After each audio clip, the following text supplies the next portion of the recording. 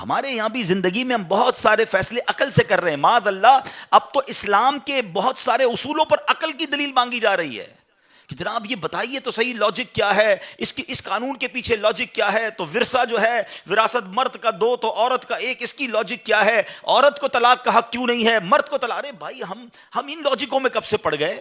Logic والے لوگ تو کل یہ کہیں گے کہ یار 2 پہاڑوں کے درمیان 7 چکر لگانے سے بہتر ہے کعبے کا طواف کر لو، کعبہ تو اللہ کا گھر ہے، یہ تو پہاڑ ہے جس کے گرد ہم چل رہے ہیں۔ لاجک تو یہ کہتی ہے اچھا جناب مہینہ کے اندر 3 راتیں گزارنے سے بہتر ہے میں 3-4 طواف مزید کعبے کے کر لوں، زیادہ ثواب ملے گا۔ اچھا حدود حرم کے اندر 1 نیکی 1 لاکھ نیکی کے برابر ہے۔ شاید آپ میں سے بہت ساروں کو یاد نہیں ہوگا کہ عرفات حدود حرم میں نہیں ہے، حدود حرم کے باہر ہے۔ لاجک والا تو کوئی بندہ یہ کہہ سکتا ہے کہ یار حدود حرم کے باہر پورا دن گزارنے سے بہتر نہیں ہے کعبے کے سامنے 9 ذوالحجہ گزار لوں تو جناب زیادہ ثواب ملے گا۔ نہیں میرے پیارے اسلامی بھائیوں، یہ حج کا سفر بہت ایزیلی ایکسپلین کر رہا ہے کہ ہر چیز لاجک سے نہیں ہوگی۔ اللہ کو اپنے بندوں کی یاد باقی رکھنا، ان کی یاد منانا کتنا پسندیدہ ہے کہ ماں کی یاد میں سعی باقی رکھی، خلیل اللہ کی یاد میں رمی باقی رکھی، حالانکہ آج وہاں شیطان نہیں ہے۔ نبی پاک نے عرفات میں 9 ذوالحجہ گزارا، سارے حاجیوں کا وہاں جانا ضروری۔ میرے آقا نے منا کی راتیں منا میں گزاری، ان کی وہاں راتیں گزارنا سنت۔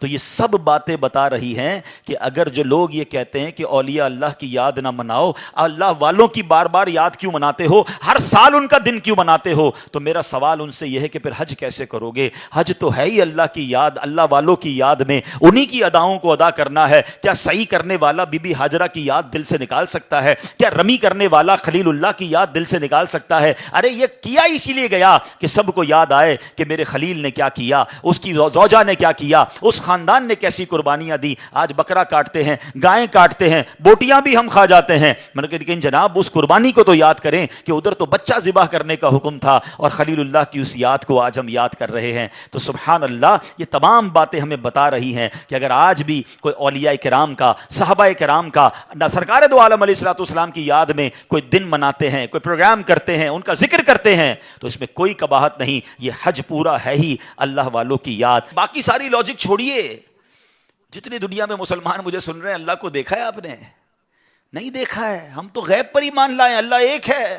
جب اتنی بڑی بات مان لی، ہم نے تو نبی پاک سے ملاقات نہیں کی صلی اللہ تعالیٰ علیہ وسلم، مگر ہمیں معلوم ہے میرے آقا تشریف لائے، آخری نبی ہیں۔ ہم نے تو جبریل امین کو قرآن لاتے ہوئے نہیں دیکھا، ہم مانتے قرآن رب کا کلام ہے، جبریل امین لائے نبی پاک کے قلب اقدس پر، اور جناب لا ریب کتاب ہے۔ ہم نے قیامت نہیں دیکھی ہے، ہم مانتے، ہمارا ایمان ہے، ایمان نہ ہو تو ایمان کمپلیٹ نہیں ہوتا کہ قیامت آنے والی ہے۔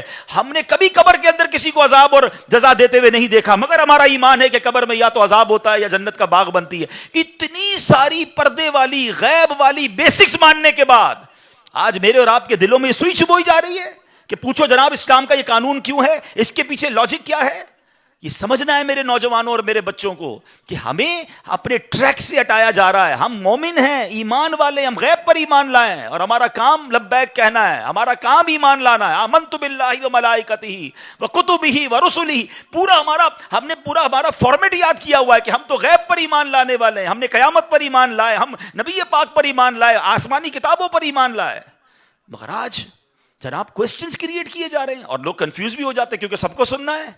سیکھو حضرت ابراہیم سے، آگ کا کام جلانا ہے، آگ بنی جلانے کے لیے ہے، مگر حضرت ابراہیم کا عشق کہتا ہے کہ اگر رب کا حکم اسی میں ہے تو میں اس پہ راضی ہوں۔